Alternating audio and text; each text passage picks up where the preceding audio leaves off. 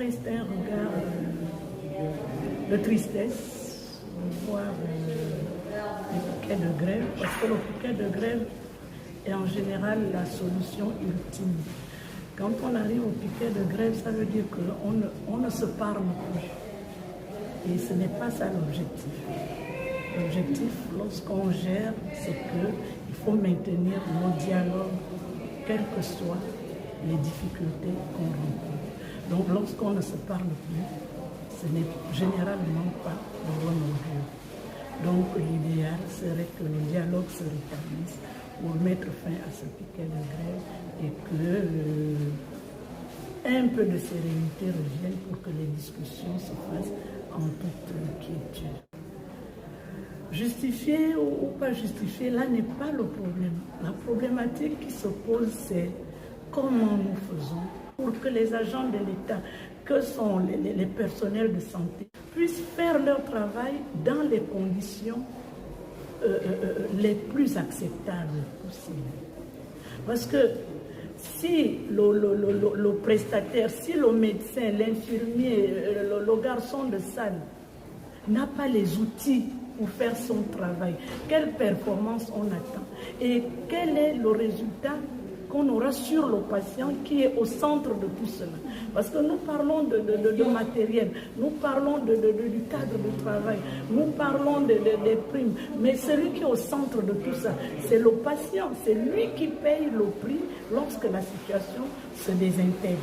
Donc, nous ferons mieux ensemble, et je continue à le dire, il faut qu'on dialogue, il faut qu'on trouve des solutions ensemble, parce que nous avons la population, nous avons la santé des Gabonais entre nos mains, et la santé, on ne se rattrape pas.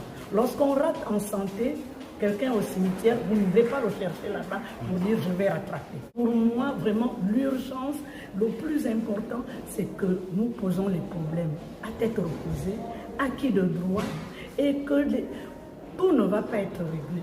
Je vous assure, on a fait 3 structures, Jeanne et Bory, Ovendo, aujourd'hui CHL. Les problèmes sont là et les problèmes sont réels. Ce ne sont pas des affabulations. Maintenant, comment on fait pour trouver des solutions à ces problèmes, pour que le personnel de santé puisse exercer son art, pour que nous, personnels de santé, nous puissions être performants, parce que nous voulons être performants. Mais mettez-nous dans les conditions pour que nous soyons performants. Et c'est tout ce qu'on demande. Et pour nous mettre dans cette condition, c'est le plateau technique, c'est le cadre de travail, c'est l'état d'esprit dans le milieu du travail. En un seul mot, la bonne. Nous avons décidé, il était important pour nous, en lançant les activités de 2022, que nous ayons le ressenti exact des personnes de santé qui sont en milieu hospitalier, qui nous traduisent les besoins dans leur service, ce qui est fait de positif, ce qui est des manquements. Ça nous permettra de peaufiner une plateforme que nous allons soumettre à l'autorité et aux plus hautes autorités pour que les hôpitaux aient un regard particulier. Parce que vous savez que le poumon de la vie, c'est la santé.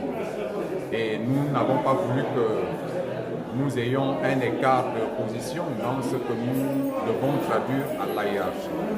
Voilà ce qui était de notre échange succinctement, les préoccupations, les forces et les faiblesses d'une structure sanitaire.